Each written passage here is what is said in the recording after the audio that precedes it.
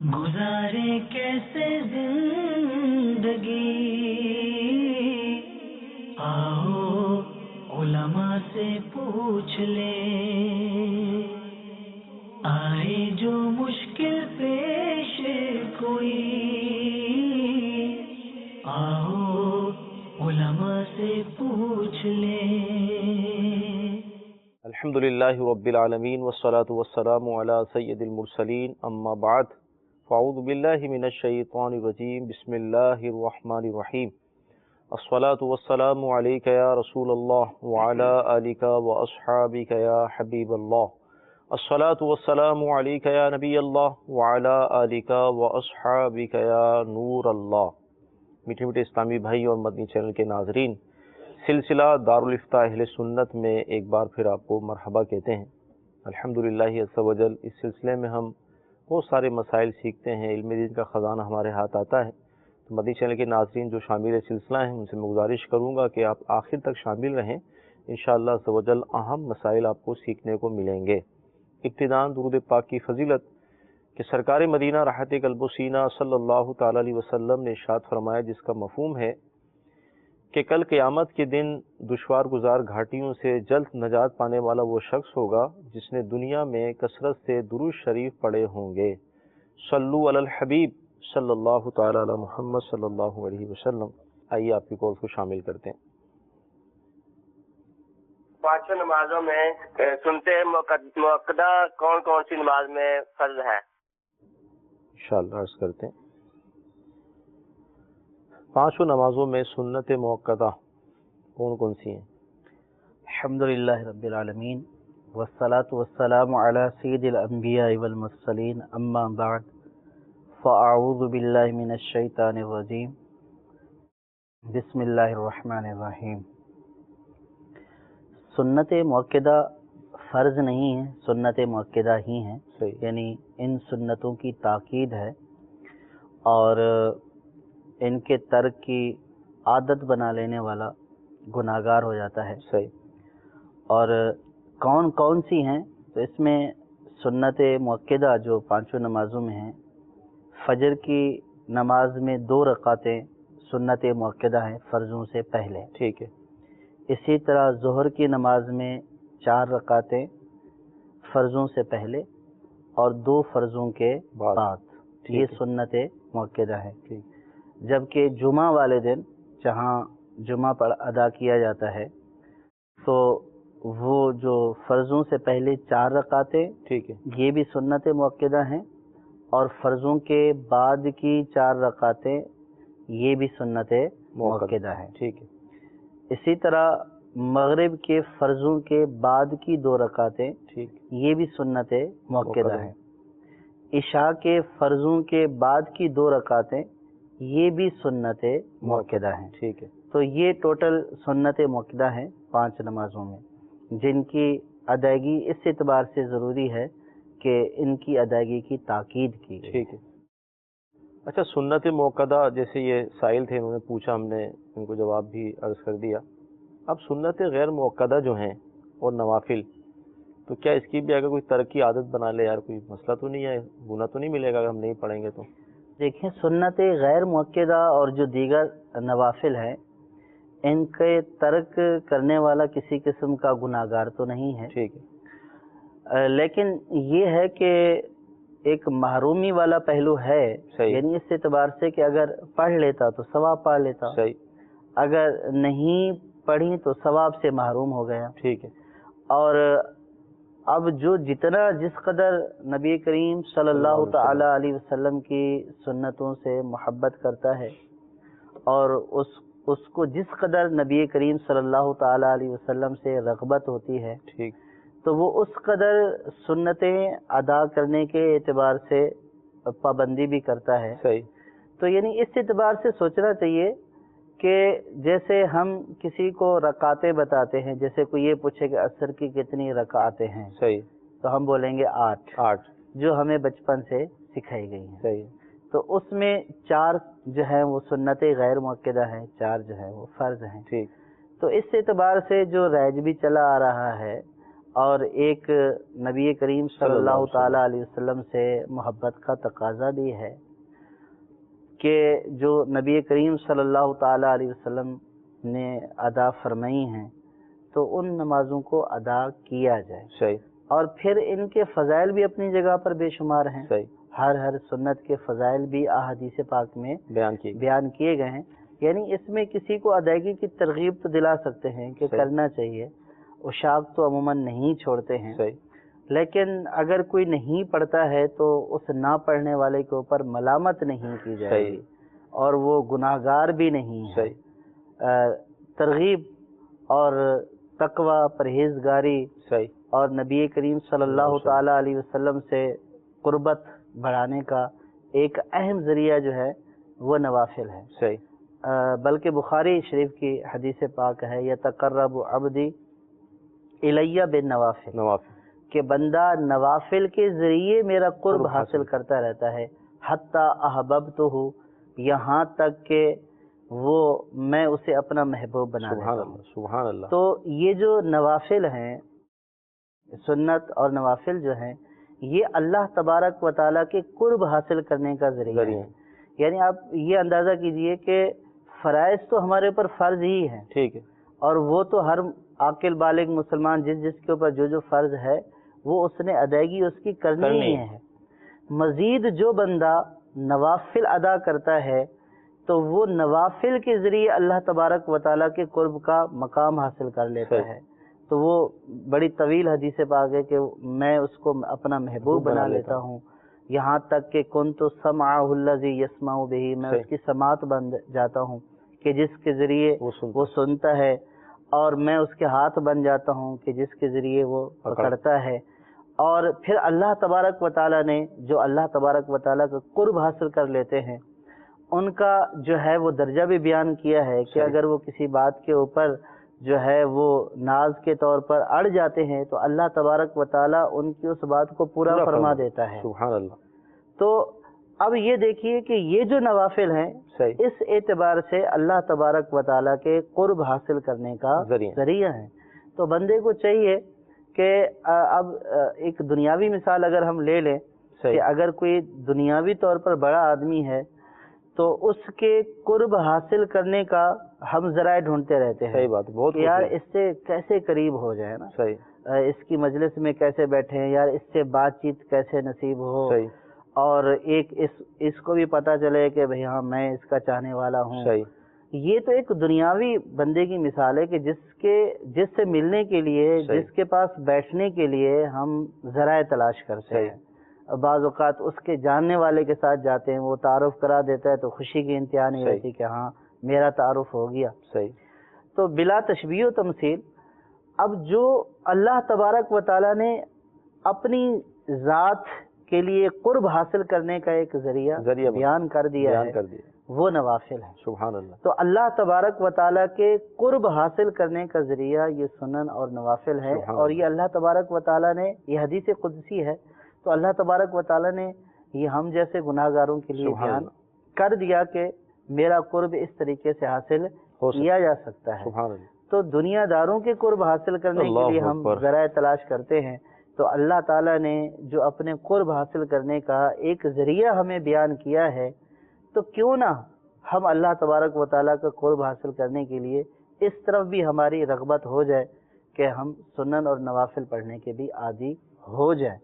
ہم سے بھی کوتاہی ہو جاتی ہے. اب یہ نہیں کہ پابندی سے ادا کرتے ہیں، لیکن یہ جو احادیث پاک میں ان کے فضائل بیان کیے گئے ہیں وہ فضائل سن کر یا پڑھ کر ایک دل کے اندر ایک بھوک سی اٹھتی ہے کہ اے کاش ہم بھی وہ نوافل کے اوپر پابندی کر کے اللہ تبارک و تعالیٰ کا قرب حاصل کرنے والے بندے بنے. سبحان اللہ. مدنی چینل کے ناظرین، کتنی پیاری بات جو ہے مفتی صاحب نے ارشاد فرمائی کہ یعنی حدیث قدسی ہے یہ، یعنی جس میں فرمان اللہ تعالیٰ کا ہوتا ہے اور زبان حق کے ترجمان ہمارے آقا علیہ الصلوۃ والسلام کی ہوتی ہے، جس میں یہ اعلان ہو گیا، یہ فرما دیا گیا کہ بندہ جو ہے نوافل کے ذریعے اللہ تعالیٰ کا قرب حاصل کرتا ہے، یہاں تک کہ اللہ تعالیٰ اس کو اپنا محبوب بنا لیتا ہے. کتنی زبردست فضیلت ہے، کتنی پیاری بات ہے. تو مدنی چینل کے ناظرین، میں آپ سے گزارش کروں گا کہ نمازوں کی جو رکعات بیان کی جاتی ہیں کوشش کریں کہ اسی حساب سے ان کو ادا کریں انشاءاللہ. یعنی فرائض کی ادائیگی پہ تو کمپرومائز ہے ہی نہیں، وہ تو ادا ہی کرنے، لیکن ساتھ ساتھ جو نوافل ہیں، سنت غیر موقدہ ہیں، ان کی بھی پابندی کریں گے تو انشاءاللہ تعالی بے شمار برکتیں ہمارا مقدر بنیں گی. آئیے مزید آپ کی کالز کو شامل کرتے ہیں. میرا سوال ہے کہ دادا اپنی حیاتی میں جائیداد یعنی کہ بیٹوں میں تقسیم نہیں کرنا چاہ رہے. 5 بیٹے ہیں لیکن ان کا جھکاؤ صرف ایک کی طرف ہے، تو باقی بیٹوں کے یعنی کہ شریعت کیا حکم کرتی ہے باقی کے لیے، وہ کیسی جدوجہد کر سکتے ہیں؟ مزید. میرا نام محمد راشد اتاری ہے، میں باول مدینہ کراچی میں رہتا ہوں. عرض یہ ہے حضور معلوم یہ کرنا ہے، کوئی شخص قرآن پاک اٹھا کر یہ کہے کہ میں یہ فلاں کام نہیں کروں گا اور اس کے بعد وہ پھر وہ کام کر لے تو اس کا کیا کفارہ ہے؟ کیا یہ قسم شمار کی جاتی ہے؟ انشاءاللہ اس کرتے ہیں جی اگلی کام. سوال یہ کرنا تھا کہ جب اذان آتی ہے، اذان کے بعد جب جماعت کھڑی ہوتی ہے، اس کے لیے جو تکبیر کہتا ہے آدمی، اس تکبیر کہنے والے کی کیا شرط شرائط ہے؟ کیا ہر مسلمان یعنی کہ کوئی بھی برادر کھڑا ہو کے ادھر تکبیر کہہ سکتا ہے، یا اس کے لیے بھی داڑھی کا ہونا نہ ہونا، یا کتنی داڑھی ہونی چاہیے، یہ پتہ کرنا تھا. جی اگلی کال. میرا نام محمد توصیف ہے، میں فیصل آباد سے بات کر رہا ہوں. میرا کویسچن یہ ہے کہ میں جاننا چاہتا ہوں جب ہم سفر کرتے ہیں تو سفر میں بعض اوقات امام یا جو جماعت کروا رہا ہوتا ہے اس کے بارے میں پتہ نہیں ہوتا کہ یہ کون ہے. اور اسی طرح دوسرا سوال یہ ہے کہ اگر جب چند دوست سفر کر رہے ہو تو کیا اگر امام یا مسجد وہاں پر موجود نہ ہو یا راستے میں کوئی ایسا سفر ہو تو کوئی ان میں سے جماعت کروا سکتا ہے؟ انشاءاللہ اس کرتے ہیں. دادا اپنی حیاتی میں جائیداد تقسیم نہیں کر رہے، بیٹیاں بھی ہیں بیٹے بھی ہیں، کیا ہو؟ دادا کی جائیداد ہے، دادا اس کے مالک ہیں، صحیح. ان کی مرضی ہے کہ وہ تقسیم کریں یا نہ کریں. صحیح.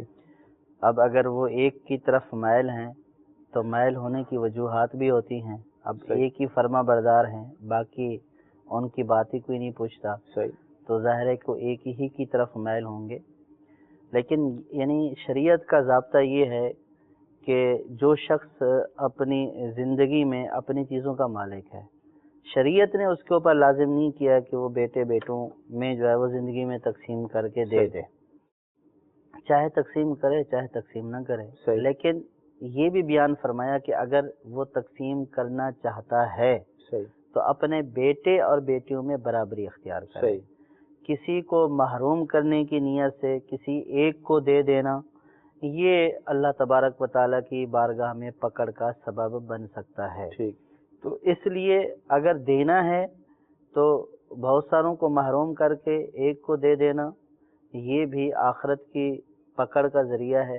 صحیح. اور نہیں دینا تو نہ دینے کے اوپر تو کوئی سوال ہو ہی نہیں سکتا. صحیح. کہ جب وہ مالک ہے، مالک کو اپنی چیزوں میں اختیار ہے، جس کو چاہے دے نہ دے. صحیح. اور نہیں دے رہے اچھی بات ہے، اور آپ جیسا کہ سائل یہ کہہ بھی رہے ہیں کہ ایک کی طرف مائل ہیں، نہیں دے رہے اگرچہ ایک کی طرف مائل ہیں، اگر اسی حالت میں ان کا انتقال ہو جاتا ہے تو جو شریعت نے حصہ لازم کیا ہے وہ سب کو مل جائے گا. صحیح. اور پھر حصے کا طلبگار بھی نہیں ہونا چاہیے. صحیح. کہ بھئی یعنی کہ یہ ایک طرح کا سوال بھی ہے. صحیح. آپ ایسا کیوں سوال کر رہے ہیں؟ اگر آپ سے یعنی کہ دادا اپنے بچوں کو بولے کہ بھئی جس طرح آپ مجھ سے اپنا حصہ طلب کر رہے ہو، شرعی اعتبار سے اپنے آپ کو میرا وارث سمجھتے ہو، تو شریعت نے تو مجھے بھی آپ کا وارث کیا ہے. باپ بھی تو بیٹوں کا وارث ہوتا ہے. صحیح. تو ٹھیک ہے تم بھی مجھے کچھ تقسیم کر کے دے دو اپنی ملکیت میں سے. صحیح. تو ہم جو ہے وہ یہ سوچتے ہیں کہ باپ سے لینا ہے، بس دینا نہیں ہے، دادا سے لینا ہے. کیوں؟ ہم وارث ہیں. صحیح. تو شریعت نے جب بیٹوں کو باپ کا وارث کیا ہے تو اسی طرح باپ کو بھی بیٹے کا وارث کیا ہے. صحیح. یعنی باپ کا انتقال ہو جاتا تو بیٹے وارث ہو جاتے ہیں، اسی طرح بیٹے کا انتقال ہو جاتا تو باپ بھی اس میں وارث ہوتا ہے. صحیح. تو حصے داری کے اعتبار سے، شرعی نقطہ نظر کے اعتبار سے تو دونوں کا ایک دوسرے کی جائیداد میں حصہ بن رہا ہے. ٹھیک ہے. اب ایک شخص بولے کہ میں وارث ہوں، آپ میرے وارث نہیں ہیں. صحیح. تو بھائی جس طرح آپ وارث ہیں اپنے باپ کے تو باپ بھی آپ کا اسی طرح وارث ہے. آپ باپ سے مطالبہ کر رہے ہیں کہ تقسیم کر کے دے دیں تو باپ بھی آپ سے مطالبہ کر سکتا ہے صحیح. کہ آپ بھی اپنے حصے میں سے مجھے تقسیم کر کے دے دیں. بہرحال یہ ایک غلط یعنی کہ اس اعتبار سے غلط ہے کہ بہت سارے لوگ مطالبہ کرتے ہیں، اپنے آپ کو وارث سمجھتے ہیں. وراثت کا تعلق موت کے بعد ہوتا ہے. صحیح. کسی کی زندگی میں کوئی وراثت نہیں ہوتی ہے، وہی اس کا مالک ہوتا ہے. تو اس کو مجبوری نہ کریں آپ کہ وہ اس بات کے اوپر مجبور ہو جائے کہ ان کو تو میری جو ہے وہ جائیداد سے لالچ ہے اور یہ میرا لائق اور فرما بردار بیٹا ہے، اس نے کبھی مطالبہ ہی نہیں کیا. تو اس طرح کے مطالبے کرنے بھی نہیں چاہیے. اور اگر دادا نہیں کر رہے تو دادا کے اوپر کوئی گناہ بھی نہیں ہے. اور ہاں اگر دادا اپنے بیٹوں میں تقسیم کریں گے تو جو شرعی احکام ہیں ان کو دادا کو بھی مد نظر رکھنا پڑے گا. تو یہاں پر ایک سوال ذہن میں آ رہا تھا کہ جو بیٹا خدمت کرتا ہے نا، بعض اوقات اس کی طرف دوسرے بدگمانی کا شکار ہو جاتے ہیں کہ دیکھو یار یہ کیسی خدمت کر رہا ہے، اس کا چکر یہی ہے کہ یہ مال اس کو لینا ہے. تو اصل میں جو محروم ہے تو پھر وہ محروم ہی ہے نا. یعنی ایک تو وہ والدین کی خدمت سے محروم ہے، یعنی کہ ایک محرومی تو یہ ہوگی. دوسری محرومی ان کے حصے میں یہ آئی ہے کہ وہ خدمت کرنے والے کے بارے میں بدگمانیاں کر کے اپنے نامہ اعمال میں گناہ لکھوا رہے ہیں. تو اب وہی محروم پھر محروم ہی رہتا ہے. اب وہ تہمت بھی لگائیں گے، بہت کچھ کریں گے.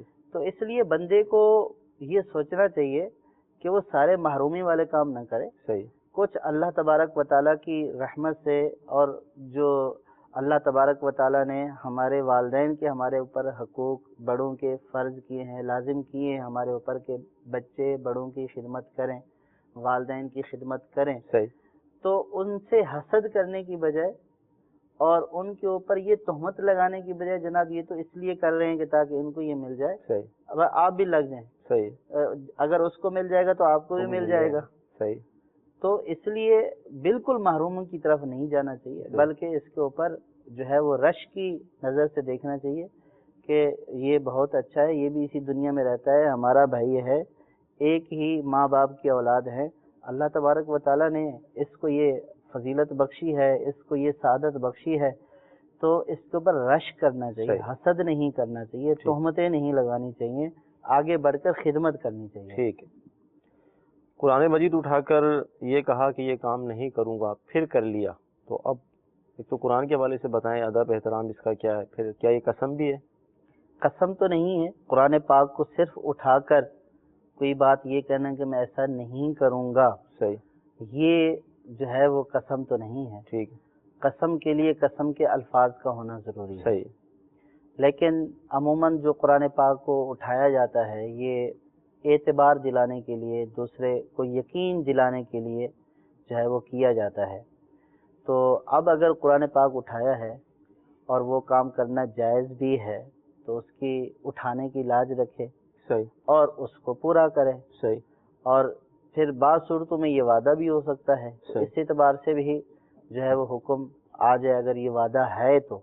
لیکن بہرحال یوں اٹھا کر بولنا کہ میں ایسا کروں گا تو یہ شرعی قسم نہیں ہوتی ہے جب تک کہ قسم کے الفاظ نہ ہوں. ٹھیک ہے. اذان جس طرح کہی جاتی ہے پھر اس کے بعد جماعت کھڑی ہوتی ہے تو مکبر جو تکبیر پڑھتا ہے تو کیا اس کے لیے کچھ شرائط ہیں یا جس کا دل چاہے آ کے تکبیر پڑھ لے؟ اصل تو یہی ہے کہ اقامت بھی منصب ہے، مرتبہ ہے. جس طرح مؤذنی یا امامت یہ بھی منصب اور مرتبہ ہے. اور اس کے لیے اہلیت شرط ہے کہ وہ فاسق و فاجر نہ ہو. تو اسی طرح یہ اقامت عموماً تو مؤذن ہی کہتے ہیں. اب مؤذن جس طرح نیک صالح فاسق و فاجر نہ ہو، اوقات کا لحاظ رکھنے والا ہو اور جو شرائط ہیں اس کی وہ جس طرح مؤذن میں پائی جائیں گی اسی طرح مکبر کے اندر بھی وہی پائی جائیں گی. ٹھیک ہے. اقامت بھی وہی کہے گا. ایسا نہیں ہے کہ مؤذن کے لیے تو جو ہے وہ داڑھی والا ہونا شرط ہے اور اقامت داڑھی منڈا بھی کہہ دے گا.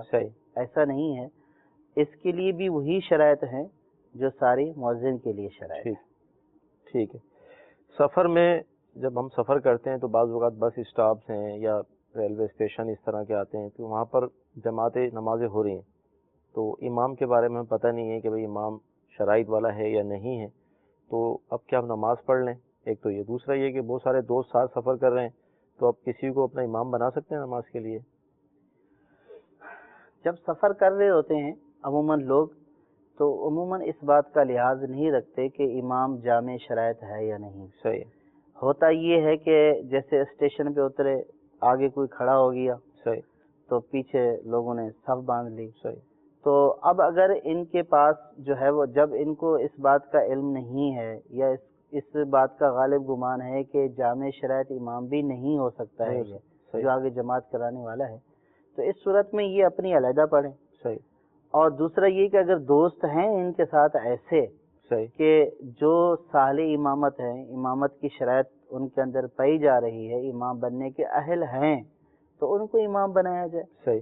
تو ان کے پیچھے نماز ادا کی جائے. اور امام کے حوالے سے اگر اطمینان نہیں ہے کہ بھئی یہ شرائط جامع شرائط ہے بھی یا نہیں، اس تذبذب کا شکار ہے، تو جماعت سفر کی حالت میں تو اس کے اوپر ویسے ہی واجب نہیں ہے. صحیح.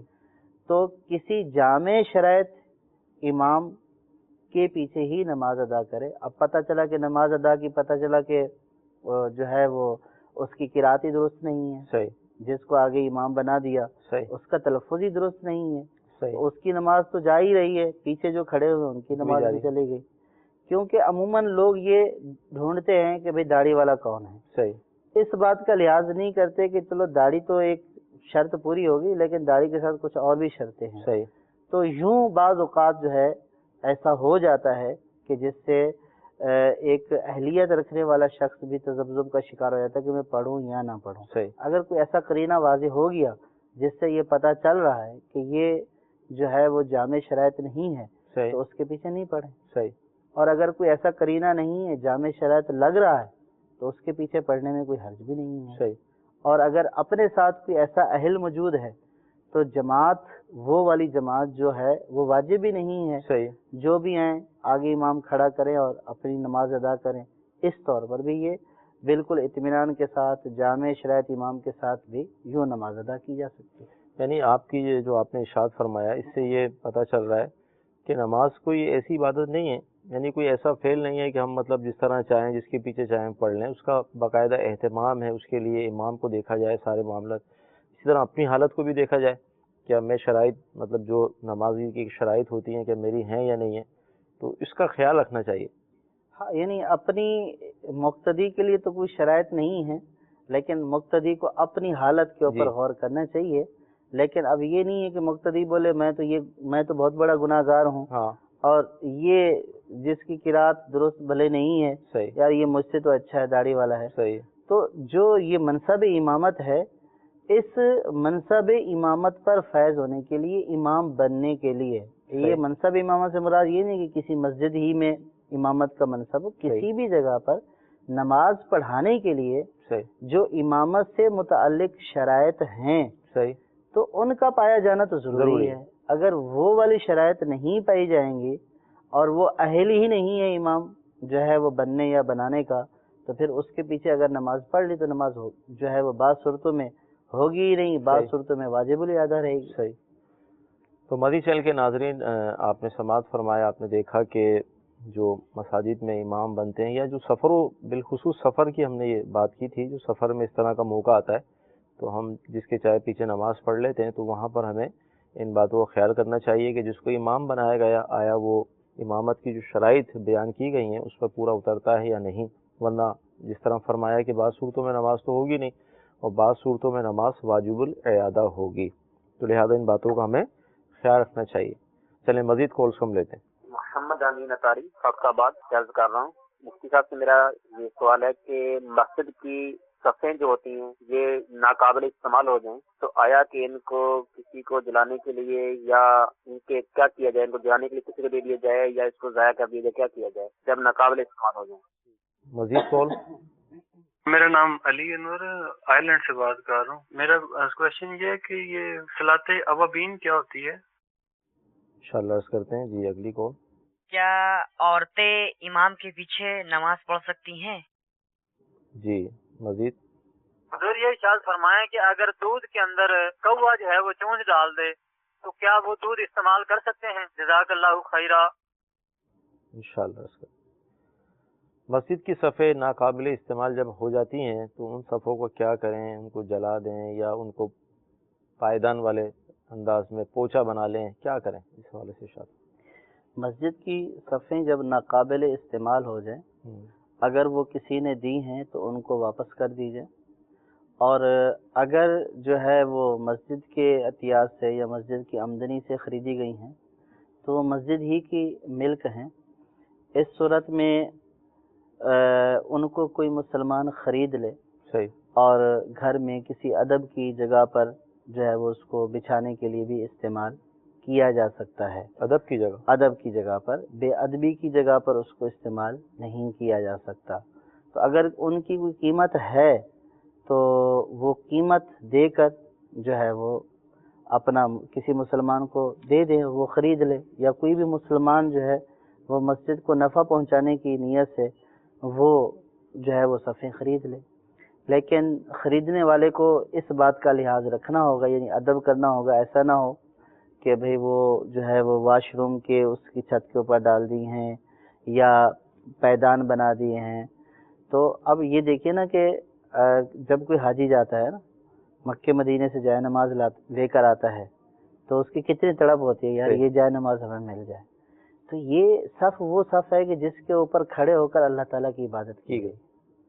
تو فقہاء نے تو یہاں تک فرمایا ہے کہ مسجد کے کوڑے کو، جو عام کوڑا ہوتا ہے غلاظت کی جگہ، اس کے اوپر بھی نہ پھینکا ہے. اللہ اکبر، یہ ادب کے خلاف ہے. تو وہ صف کے جس کے اوپر کھڑے ہو کر نماز ادا کی گئی ہے، سجدے کیے گئے ہیں، تو اب اٹھا کر اس کو اگر جو ہے وہ پیدان بنا دیا، بھلے مسجد ہی کا پیدان بنا دیا. بعض مساجد میں یہ دیکھا جاتا ہے کہ ایسی دریوں کو اٹھا کر وضو خانے کے اوپر بچھا دیتے ہیں. بعض جگہوں پر یہ ہوتا ہے کہ جیسے اب گرمیاں آئیں گی، فرش گرم ہوں گے، یا سردیاں آئیں گی، بہت ٹھنڈا ہوگا، تو اس کو چلنے آنے جانے کے راستے کے اوپر اس کو بچھا دیا. تو یہ ان کا استعمال نہیں ہے. یعنی ایک وہ ہے کہ جس کے اوپر آپ کھڑے ہو کر اپنی پیشانی ٹیک رہے ہیں، اللہ تعالیٰ کی بارگاہ میں سجدہ کر رہے ہیں، تو اس کا کوئی ادب ہے. تو اس کے ادب کا لحاظ رکھنا ضروری ہے. بہتر یہ ہے کہ کوئی مسلمان خرید لے اور ادب والی جگہ کے اوپر ان کو رکھ دے، یا کسی کو تحفہ تحف کے طور پر دے دے. تو جس طرح اگر مکے مدینہ شریف کی مسجد کے جو ہے وہ قالین کا ٹکڑا ہمارے لیے ادب کا باعث ہے اور ہم اس کو حاصل کرنے کی کوشش کرتے ہیں، تو یہ بھی اسی طرح اللہ تبارک و تعالیٰ کے گھر میں بچھنے والی صف کا ایک ٹکڑا ہے. تو اس کا بھی ہمیں ادب اور لحاظ رکھنا چاہیے. ایسے نہیں پھینک دینا چاہیے. یا ایسا اب بہت سارے پوچا بنا کر استعمال کرتے ہیں مساجد میں کہ اب جو ہے وہ کمیٹیاں بول دیتی ہیں ہاں وہ جو صف پڑی ہوئی ہے نا اس کا پوچا بنا لو. یا بعض اوقات کمیٹی نہیں بھی بولتی ہے تو خادم صاحب جو پوچا لگانے والے ہوتے ہیں وہ اپنی ہوشیاری سے جس صف میں تھوڑی بہت جو ہے وہ خراش دے گی اس کو اٹھا کر پوچا بنا دیا. تو یہ استعمال، اور اگر صف قابل استعمال ہے اس کا تو پوچا بنانا ویسے ہی ناجائز ہے. وہ تو ہے ہی نماز پڑھنے کے لیے، نہ کہ پوچا لگانے کے لیے. اور اگر ناقابل استعمال بھی ہے تو اس کے پوچا بنانا بے ادبی، اس کو جو ہے وضو خانے کے اوپر بچھانا بے ادبی. تو ایسے کسی مقام کے اوپر اس کو نہ بچھایا جائے، بلکہ ادب اور تعظیم سے رکھا جائے. اور کوئی مسلمان جو ہے کچھ رقم دے کر اس کو خرید لے. اب بھلے وہ اس کو جو ہے وہ کسی کو تحفہ دے دے یا اپنے استعمال میں لے. جیسے کتابیں رکھی ہوتی ہیں، دینی کتابیں رکھی ہوتی ہیں، دینی کتابوں کے نیچے بچھا دے. کوئی اور جائز استعمال جو ادب والا ہو اس کو اس استعمال میں. بڑی حیرت ہو رہی مجھے آپ کے اس جواب سے کہ یہ جو آپ بیان کر رہے ہیں اس ناقابل صفوں کا، تو حال تو بے حال ہے جو دیکھا جا رہا ہے مساجد میں. دیکھیں حال تو واقعی بے حال ہے. اس کی وجہ یہی ہے کہ اس کی طرف جن کو توجہ کرنی چاہیے، جن افراد کو، ان کی توجہ نہیں ہوتی ہے. عموماً یہ ہوتا ہے کہ بعض کی توجہ نہیں ہوتی ہے، اور بعض ہمارے افراد کمیٹیوں کے ایسے ہوتے ہیں کہ جن کے پاس جو ہے وہ مہینوں مساجد میں آنے کے لیے ٹائم نہیں ہوتا، اور جو ہے وہ کرتا دھرتا کمیٹی کے سارے وہی ہوتے ہیں. اب پیچھے کیا ہو رہا ہے، کس طرح کا استعمال ہو رہا ہے، اس کی خبر نہیں ہے. اب یہ تو آپ یہ فرما رہے ہیں نا کہ بھئی یہ پوچے وغیرہ کے اوپر آپ عام طور پر دیکھیں مساجد میں کہ آپ نے جس خادم کی یا جس ذمہ دار کی ذمہ داری لگائی ہوئی ہے تو وہ صفیں جو ادھر سے اٹھائی جیسے بھی اس نے لپیٹی مسجد کی چھت کے اوپر ڈال دی. آپ مساجد کی چھت کے اوپر کبھی جا کر دیکھیں، ان کے اسٹوروں میں جا کر دیکھیں تو ایسا کباڑ خانہ بنا ہوا ہوتا ہے، ایسی غلاظت گندگی کے ڈھیر لگے ہوئے ہوتے ہیں. یعنی کہ ہمیں وہ شعور نہیں، ہم کہتے ہیں یہ مسجد کی چھت ہے. صحیح. حالانکہ جو مسجد کا عین ہے وہ بھی عین مسجد ہے. صحیح. جس طرح اس آئین کا ادب ہے، اس کے چھت کا بھی اسی طرح ادب ہے. یہ نہیں ہے کہ چھت کے اوپر کاٹ کباڑ جو بھی ملے وہ پہن لے. تو وہ نئی نئی صفیں جو ہیں وہ بعض اوقات ایک دفعہ استعمال ہوتی ہیں. قالین جو آتے ہیں وہ بارشوں میں بھیگ جاتے ہیں، ضائع ہو جاتے ہیں. یعنی اس اعتبار سے جو افراد ذمہ دار ہیں ان کو اپنی ذمہ داری نبھانا چاہیے کہ لوگ اگر عطیات دیتے ہیں اللہ تعالیٰ کے راستے میں مسجد میں خرچ کرنے کے لیے تو ان کے عطیات دینے کی بھی قدر کرنی چاہیے اور اس کا مس یوز نہیں کرنا چاہیے. انہوں نے یہ عطیات اس لیے نہیں دیے کہ آپ نئی چیزیں خرید کر مسجد کی چھت کے اوپر پھینک دیں. آپ نئی چیزیں خرید کر جو ہے وہ اسٹور میں رکھیں اور کبھی استعمال نہ کریں اور وہیں پہ رکھے بدبودار ہو جائیں، ان کو کیڑا لگ جائے اور جو ہے وہ گل سڑ جائیں، یا پھر یہ ہے کہ کوئی اس کا پرسان حال نہیں ہوتا. تو اس طرح کے معاملات تو دیکھے جاتے ہیں اور یہ وہاں دیکھے جاتے ہیں جہاں کی جو انتظامیہ ہوتی ہے وہ فعال نہیں ہوتی ہے، جہاں کی انتظامیہ کی اس طرف توجہ نہیں ہوتی ہے، جہاں کی انتظامیہ یہ نہیں سمجھتی ہے کہ شرعی اعتبار سے میرے اوپر ذمہ داری کیا ہے. بس وہ اس بات کو باعث افتخار سمجھتی ہے کہ ہم جمعے کا چندہ تو لے لیتے ہیں، جمع کر لیتے ہیں، میرے اکاؤنٹ کے اوپر ہے، میں صدر ہوں اور میں یہ ہوں میں وہ ہوں. محافل بڑی کا انعقاد بھی کرا دیتے ہیں، ہم چراغاں بھی بہت زیادہ کرا دیتے ہیں. یعنی وہ ان امور کو مسجد کے انتظام سمجھتے ہیں، حالانکہ ان کی حیثیت یعنی کہ بعض اعتبار سے ثانوی ہو جاتی ہے، اور جو مسجد کے چیزوں کی حفاظت ہے اور مسجد کے اموال کی، لوگوں کے دیے ہوئے عطیات کی، وہ ثانوی حیثیت نہیں ہے بلکہ وہ لازم ہو چکی ہے. تو اس لیے جو ذمہ داریاں ہیں ہر فرد کو، خصوصاً جو دینی کسی بھی شعبے سے تعلق رکھتے ہیں، لوگوں کے عطیات لیتے ہیں، ویلفیئرز ہیں، اس طرح کے لوگ ہیں، ان کو یہ سمجھنا چاہیے کہ ہم نے بہت بڑا بوجھ اپنے کندھوں کے اوپر لے لیا ہے اور اس بوجھ کو ہمیں نبھانا ہے. اس کے شرعی تقاضے ہیں، اگر یہ پورے نہیں کریں گے تو کل پھر آخرت میں اللہ نہ کرے کہ رسوائی کا سامنا کرنا پڑ سکتا ہے. اللہ تعالیٰ حفاظت فرمائے ہماری، اور جو باتیں ہم سن رہے ہیں اس پر عمل کی توفیق دے. صلاۃ الاوابین کیا ہے؟ صلاۃ الاوابین یہ مغرب کی نماز کے بعد کے نوافل ہیں. مغرب کی نماز کے بعد 6 نوافل ادا کرنا یہ مستحب ہے. اب وہ چاہے ایک سلام کے ساتھ 6 ادا کیے جائیں، اور افضل یہ ہے کہ ہر 2 رکعت کے بعد جو ہے وہ سلام پھیرے، اور اس میں جو 2 ہیں یہ سنت مؤکدہ ہیں اور باقی جو ہیں وہ صلاۃ الاوابین میں شمار ہوں گی. اور اس کی احادیث پاک میں بہت فضیلت ہے. ارشاد فرمایا نبی اکرم صلی اللہ تعالی علیہ وسلم کے فرمان کا مفہوم ہے کہ جو مغرب کے بعد 6 رکعتیں ادا کرے اور ان کی ادائیگی کے درمیان کوئی بری بات نہ کرے تو اس کو 12 سال کی عبادت کا ثواب ملے گا. ایک اور حدیث پاک میں نبی اکرم نور مجسم شاہ بنی آدم صلی اللہ تعالی علیہ وآلہ وسلم کا یہ فرمان عالی شان ہے کہ جو مغرب کے بعد 6 رکعتیں ادا کرے اللہ تبارک و تعالی اس کے گناہوں کو بخش دیتا ہے، اگرچہ کہ اس کے گناہ سمندر کی جھاگ کے برابر ہوں. تو یہ جو نوافل ہیں یہ نوافل اوابین کے نوافل کہلاتے ہیں. نماز مغرب کے بعد 6 رکعت یہ پڑھنا مستحب ہے. یعنی فرض ادا کیے، اس کے بعد 2 سنت موقدہ، پھر 2 نفل، پھر 2 نفل، تو یہ ٹوٹل 6 ہو جائیں گے. تو یہ اوابین کہلاتے ہیں. مرد امام ہے تو اس کے پیچھے عورتیں نماز پڑھ سکتی ہیں. جمعے میں بھی عورتوں کا جو ہے وہ جماعت کے ساتھ نماز پڑھنا عورتوں پر واجب نہیں ہے، اور عورتوں کے لیے مسجد کی حاضری بھی نہیں ہے. عورتوں کے لیے سب سے بہترین عمل یہ ہے کہ وہ اپنے گھر میں نماز ادا کریں. اور گھر میں بھی حدیث پاک میں یہ فرمایا گیا کہ دالان میں عورت کا نماز پڑھنا یہ اس کے صحن میں پڑھنے سے بہتر ہے. سبحان اللہ.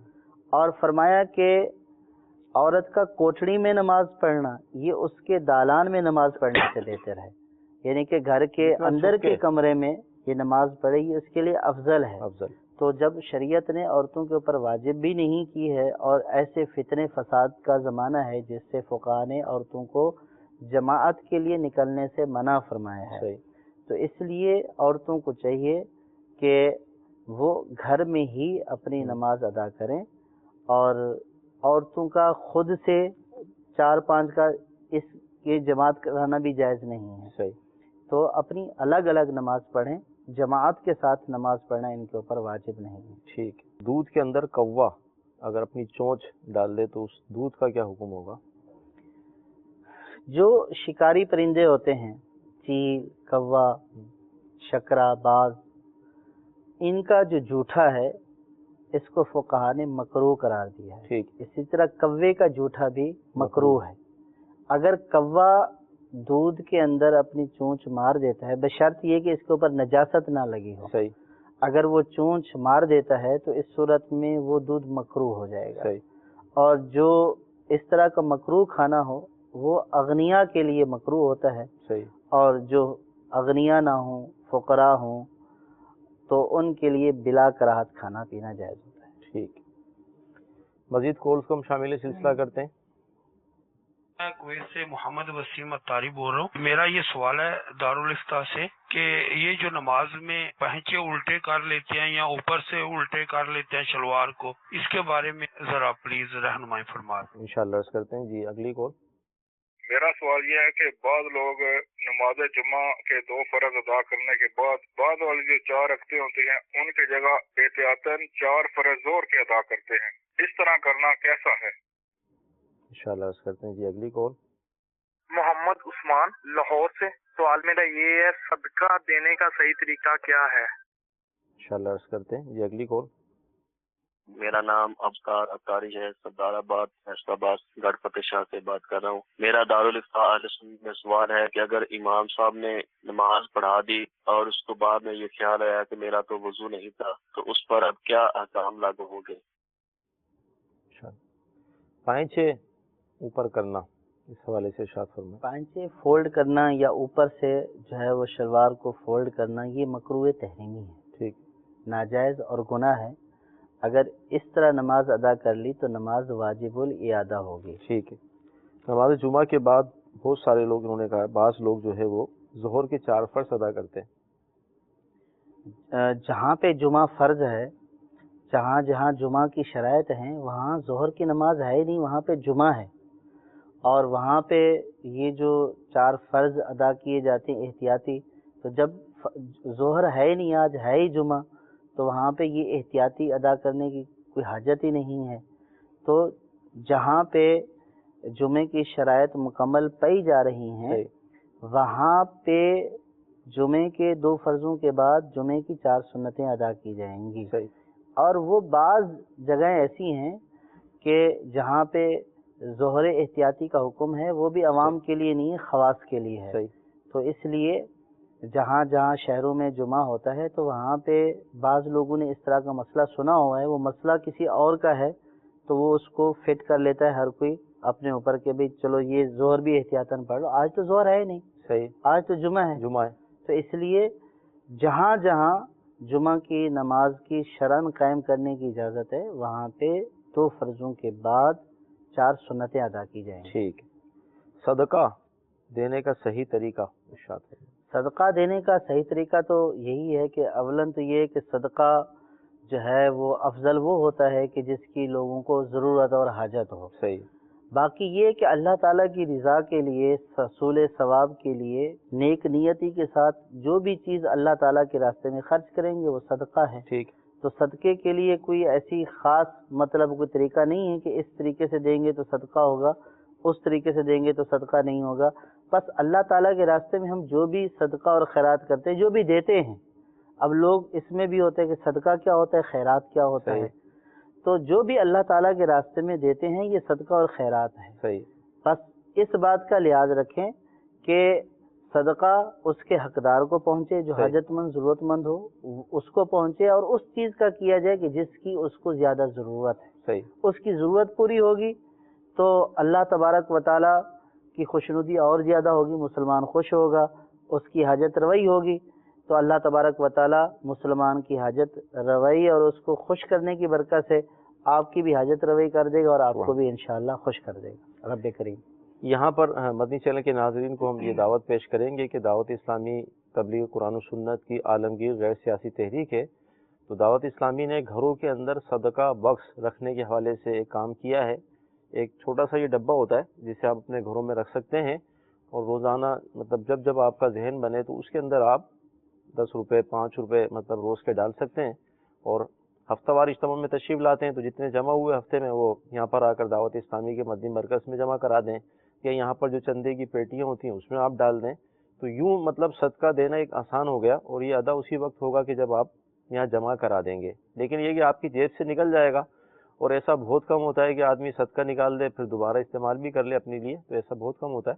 تو لہٰذا یہ ایک سہولت ہے جو دعوت اسلامی نے گھروں کے اندر فراہم کی ہے. تو اس کو آپ دعوت اسلامی کے قریبی مدنی مرکز سے حاصل کر کے اپنے گھروں میں باکس کو رکھیں, اور اس طرح آپ صدقہ دے سکتے ہیں. ادائیگی اس وقت ہوگی کہ جب مستحق تک پہنچ جائے گا, جب وہ خرچ ہو جائے گا تو وہ ادائیگی ہو گئی ہے. ٹھیک ہے. اب اگر میں نے نکالا ہے, آپ کو وکیل کر دیا ہے, تو جب تک آپ بھی خرچ نہیں کریں گے, مستحق تک پہنچائیں گے نہیں, تو اس وقت تک جو ہے وہ ثواب تو ظاہر ہے کہ اس کے مستحق تک پہنچانے کا ہے. تو اس لیے جو ترغیب آپ نے دلائی ہے, تو وہ صدقہ باکس آپ مطلب مہینے کا انتظار نہیں کریں, ہفتے کے ہفتے ہیں اور یہاں پہ منتقل کریں, اور انشاءاللہ یہاں خرچ ہوتا رہے گا. نیک کاموں میں جو خرچ ہوتا رہے گا آپ کو ثواب ملتا رہے گا. اچھا, جیسے میں نے کہا نا کہ ایسا تو بہت کم ہوتا ہے کہ اپنی ذات کے لیے دوبارہ استعمال کر لیں. اگر بہت ضرورت پڑ گئی اور اپنے لیے وہ استعمال کر لیا نکال کے. جی, اپنے جو صدقہ باکس, جو گھریلو صدقہ باکس کی بات ہو رہی ہے, اب اس میں یہ ہے کہ اگر انہوں نے ہی اپنے ڈالے ہوئے ہیں, صحیح, تو اگر حاجت پڑ گئی ہے, ایسی ضرورت پڑ گئی ہے, صحیح, تو یہ اس کی ملک پر باقی ہیں, یہ ابھی اس کا مالک ہے, تو ان کو استعمال کر لے گا تو کوئی گناہ والی بات نہیں ہے. صحیح. لیکن ایک جو نیت کر چکا ہے اس کو پورا کرنا چاہیے.